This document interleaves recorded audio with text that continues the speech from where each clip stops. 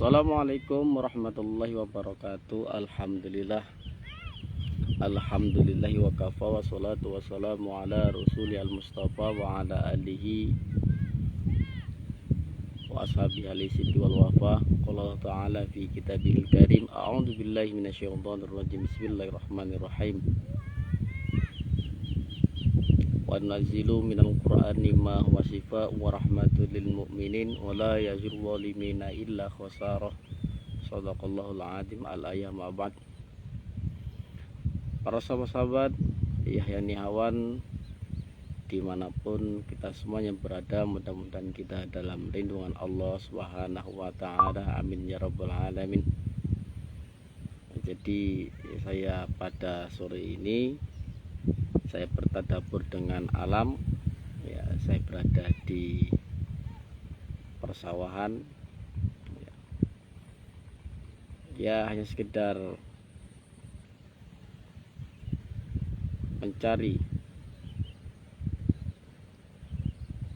kesegaran, kenikmatan yang Allah berikan sehingga hati dan pikiran ini menjadi tentram, damai, dan bahagia. Karena perlunya kita mencari kebahagiaan dunia lebih-lebih akhirat, amin ya rabbal alamin.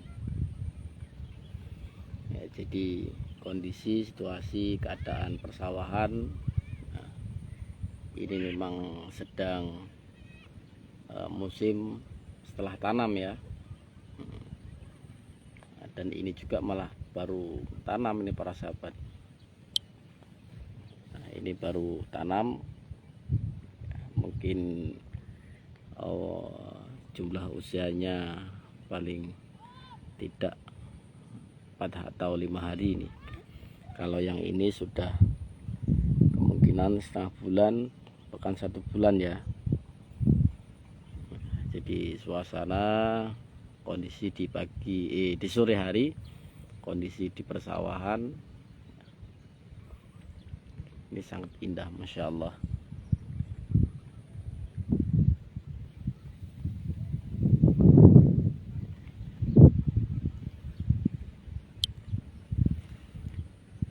Yang jadi pertanyaan para sahabat, ngapain ya saya di sawah ini ya? Saya ingin cari belut ya. Kita akan mencari belut ya, apakah belutnya besar-besar apa kecil-kecil.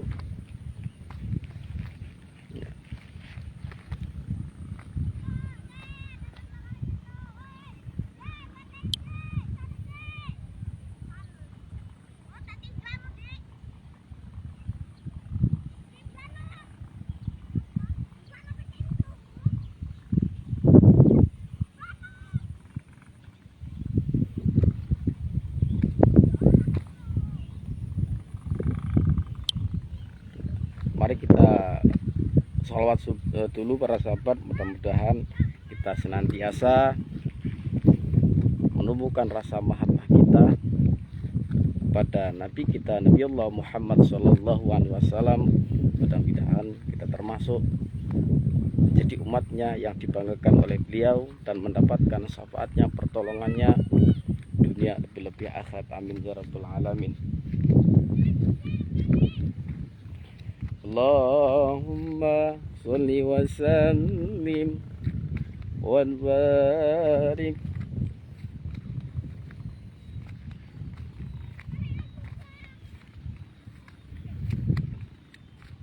Tuh, galangannya kecil-kecil para sahabat. Allahumma sholli wa sallim wa barik alaihi wa ala alihi.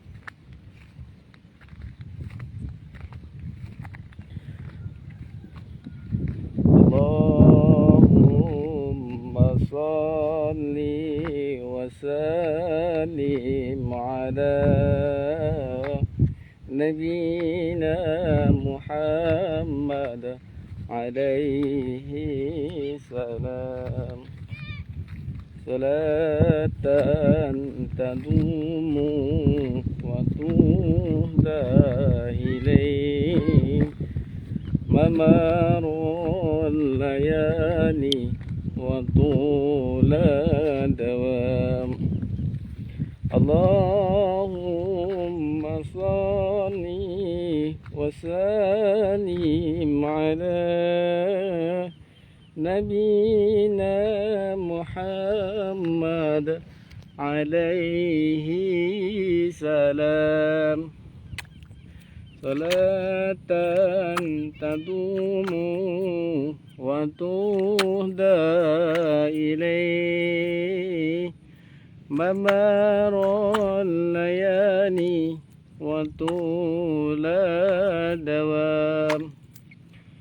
Allahumma salli wa sallim ala nabiyina Muhammad alaihi salam.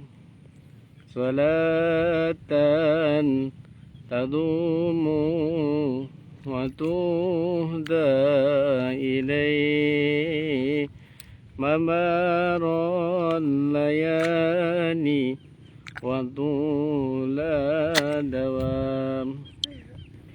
Allahumma salli wa sallim ala nabiyina Muhammad alaihi salam.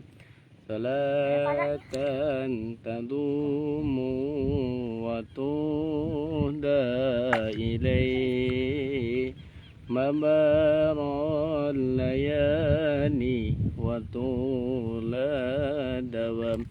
Allahumma sholli wa sallim wa barik alaihi wa ala alihi. Para sahabat-sahabat dimanapun semuanya berada yang dimuliakan Allah Subhanahu wa ta'ala, ya, saya sedang mencari belut para sahabat.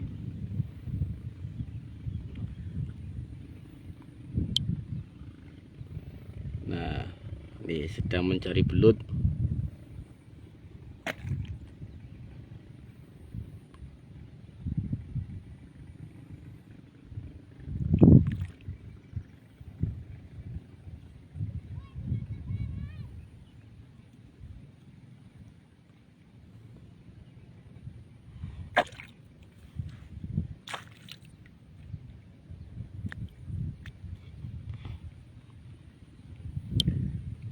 Jadi perlunya para sahabat, kita itu harus yang mencari yang namanya kebahagiaan, sehingga hati dan pikiran kita ini menjadi tenang, damai dan bahagia.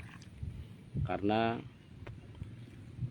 untuk saat ini dalam kondisi sangat panas sekali para sahabat, perlunya kita mencari sesuatu yang bisa mendekatkan diri kita kepada Allah Subhanahu wa ta'ala, ya.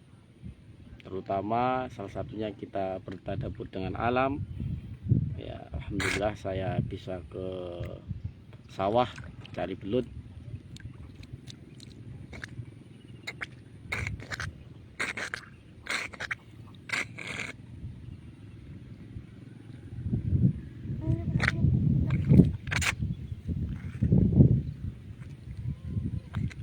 Dapat.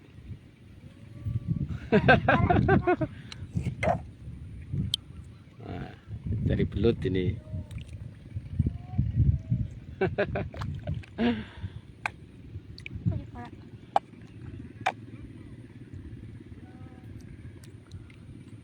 Oke, saya absen ya. Alhamdulillah yang sudah menonton streaming saya. Yang pertama adalah Gus Suwardi Al-Mandari, ya, mudah-mudahan panjenengan sehat, amin ya rabbal alamin. Yang kedua adalah Tete Rahman, ya, mudah-mudahan panjenengan semuanya diberikan kesehatan jasmani maupun rohani, diberikan keberkahan baik umurnya, ilmunya dan hidupnya, amin ya rabbal alamin. Dan kita semuanya dalam lindungan Allah Subhanahu wa ta'ala, amin ya rabbal alamin.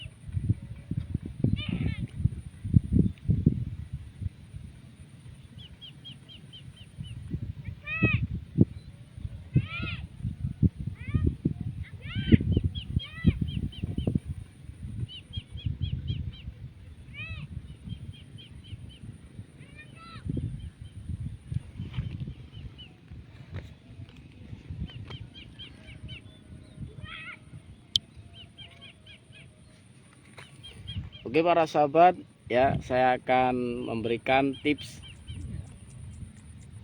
bagaimana kita dalam menangani kasus pada anak-anak yang rewel, ya. Tapi rewelnya itu bukan karena sebab penyakit medis, ya, ataupun anak tersebut atau bayi tersebut ditinggal ibunya atau bapaknya, ya, atau tidak kebagian, ya, si bayi itu, ya, bukan seperti itu para sahabat. Ya, jadi ketika ada pasien ataupun anak kita atau saudara-saudara kita atau siapapun yang sering rewel dan nangisnya jeritan sampai secara logika anak ini seakan-akan memang ada sesuatu yang tidak biasa, ya para sahabat.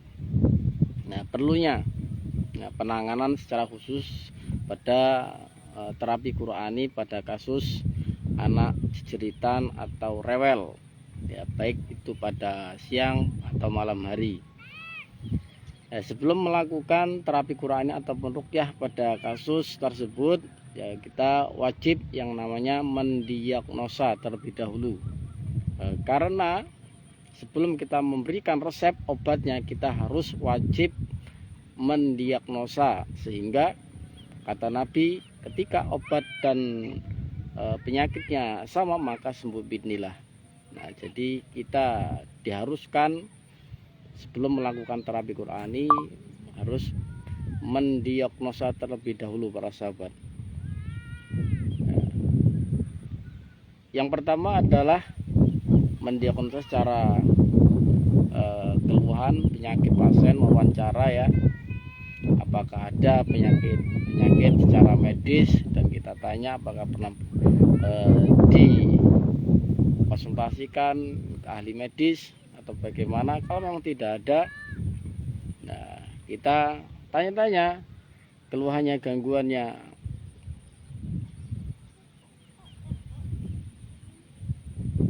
Kalau memang namanya ini bayi, ya kemungkinan kita nggak bisa tanya karena ini masih bayi, masih kecil, ya memang harus dengan yang namanya kepekaan, ya. Jadi ini ada satu kasus yang pernah saya alami. Jadi waktu itu di bulan Ramadan, di bulan puasa, ya, di bulan puasa. Waktu itu ada yang memanggil saya pada jam 3 malam, ya, jam 3 malam, kondisinya sudah sudah sahur, ya. Ada keluarga pasien memanggil saya bahwasanya anaknya itu rewel. Pokoknya sudah berjam-jam lah nangis. Tetapi ada sesuatu kejadian yang menurut si keluarga ini mistis. Apakah itu ada kelabang, ya, kelabang warna hitam besar lagi. Ya, jadi menurut si keluarga pasien ini kemungkinan mengarah ke seekor kelabang itu. Apakah anaknya ini tergigit atau tersengat, sehingga minta ditangani dengan terapi Qur'ani. Ketika saya bergegas jam 3 malam, langsung ke kediaman rumah si pasien, ya, saya diagnosa, ya, ternyata kelabangnya itu sudah dibunuh, ya, sudah dibunuh oleh si keluarga pasien. Dan saya diagnosa, ya, memang besar kelabangnya, hitam lagi. Nah, tetapi ini tidak ada kaitannya dengan anaknya yang masih kecil, ya, yang sedang rewel. Akhirnya saya tanya, saya diagnosa pada orang tua kakeknya ya, bukan orang tuanya tapi kakeknya. Apakah belum lama ini ada sesuatu yang memang sampai lakukan? Ya, dia menjawab kakek tersebut, ya saya belum lama ini membakar pekarangan, dan pekarangan itu pekarangan orang. Nah, saya bakar saja karena bongkor ya. Terus tidak lama kemudian anaknya rewel, cucunya rewel, sehingga dia mengarah ke hal-hal yang mistis, makanya minta diruqyah. Ternyata ketika kita mendiagnosa dengan wawancara ya, dengan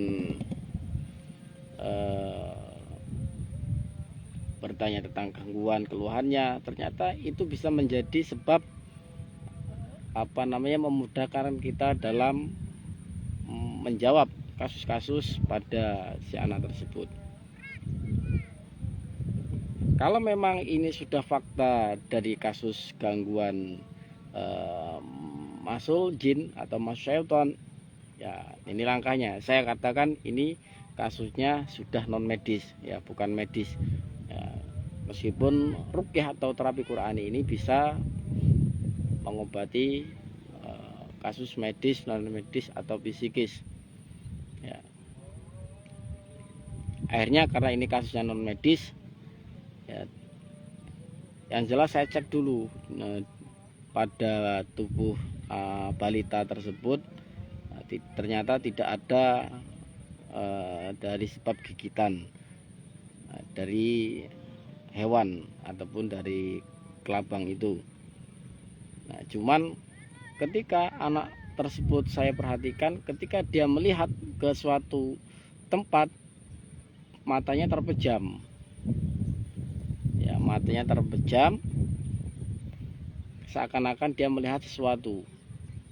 Nah, akhirnya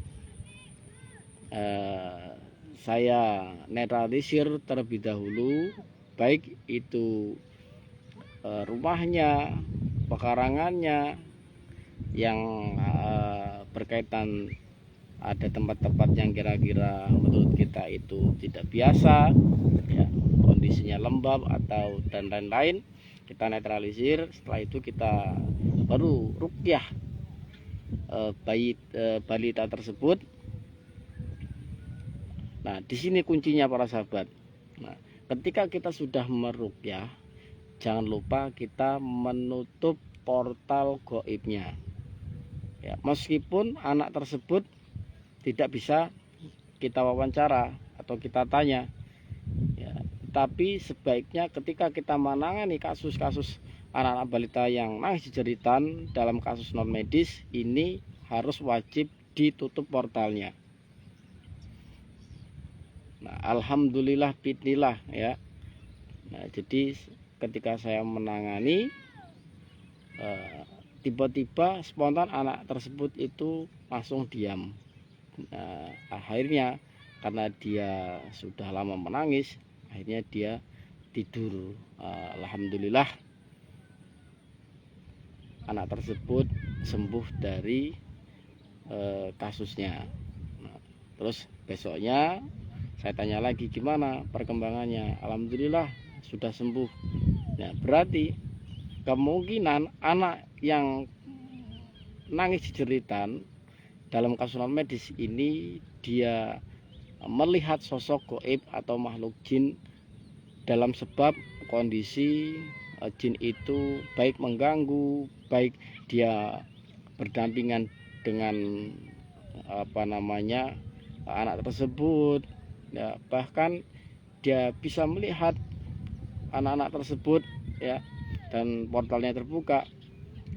Nah, inilah pentingnya dalam menutup portal gaib setiap kasus anak rewel ya, meskipun penyakitnya medis para sahabat ya, karena perlunya kita memberikan resep ya. Jika memang resepnya itu sama dengan penyakitnya, maka dengan izin Allah sembuh bismillah. Nah, alhamdulillah anak tersebut ini sembuh dari kasus non medis. Ya, jadi itu bagaimana kita dalam penanganan kasus non medis pada anak jeritan. Ya.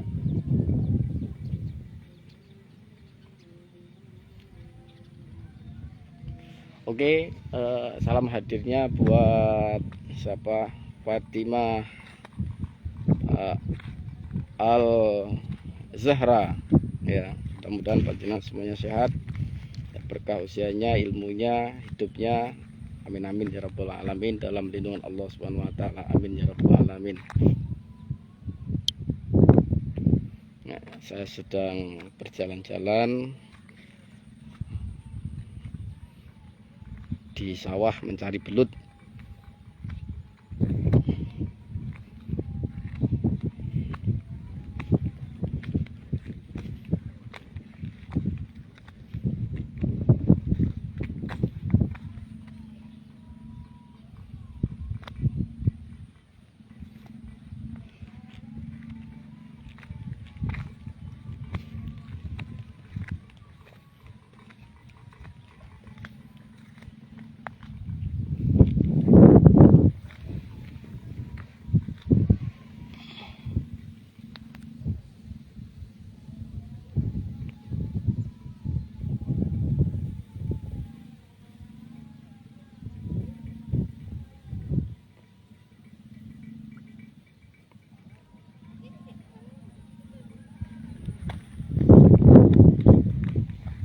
Hah?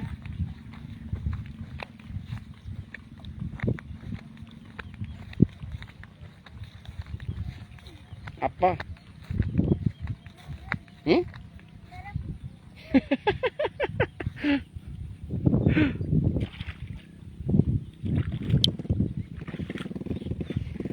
Oke, para sahabat, ya cukup sekian ya dari streaming saya. Mudah-mudahan sedikit ini menjadi penghibur buat kita semuanya. Mungkin saja yang bisa melihat streaman ini panjenengan sedang ruwet ya pikirannya, sedang gundah hatinya, butuh hiburan. Ya mudah-mudahan ini cukup menghibur. Ya jangan lupa selalu dukung video-video saya, konten-konten saya di medsos, baik itu di Facebook, di TikTok, atau di Instagram, ya, atau di YouTube. Ya, jangan lupa selalu follow, like, comment, subscribe, and share. Ya mudah-mudahan ini bermanfaat untuk semuanya. Semata-mata ini memberikan jalan kebahagiaan menuju kesembuhan kita semuanya. Amin ya rabbal alamin. Itu saja dari saya mohon undur diri. Saya Yahya Niawan. Wassalamualaikum warahmatullahi wabarakatuh.